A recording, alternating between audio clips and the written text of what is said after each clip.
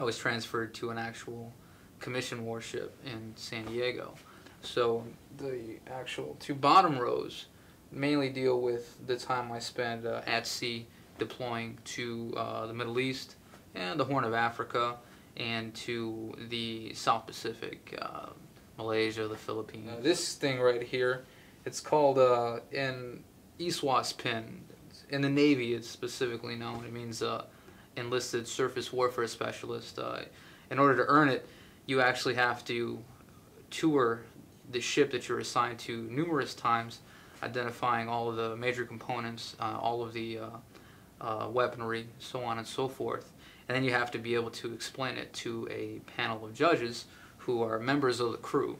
And if they deem that you have the knowledge necessary to actually be awarded the pin, they have, you know, like a military ceremony for you, and you get the pin. It goes in segments. First, you go through, let's say, a junior panel, and if they think you're qualified, they'll recommend you to the next panel. And after that panel, then you go to the actual officers in charge of the ship, and then they interview you, and they pretty much just quiz you. It's like an open quiz session, Q&A, about anything and everything about the ship.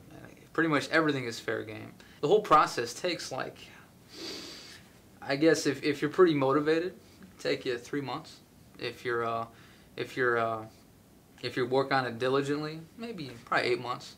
But it's really up to you how quickly you want to complete the paperwork, how often you want to tour the ship and memorize where all the machinery is and the guns are, so on and so forth. The way you're identified is by your rating badge. So there's like 20-something jobs that you can do on a ship, and this a crow with a compass on it means I was an operations specialist. That's what this means.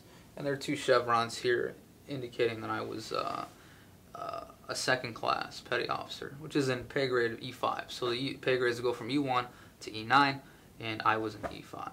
In about 2.5 years, I became an E5, and after so many years, the Navy says, well, you can take the next test to become the next pay grade, an E6, and unfortunately, I guess you could say they just weren't hiring at the time. So I took the test 2-3 times.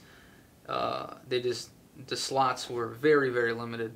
So you had hundreds of people applying for 2 slots. Was there ever a time while you were in the Navy that you felt like your life was in danger, or somebody close to you?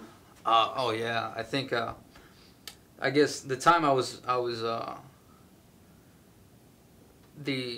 the biggest reality check I had, I think, was back in 2010, where we were actually in the Gulf of Oman, which is in between Yemen and Somalia. And we were off the coast, and it was like 4 o'clock in the morning, and I was on watch, and we got a call from the captain of the ship. We don't know where it came from. The captain of the ship calls the guy who runs the Combat Information Center, and long story short, within a half hour, we fired about 4 missiles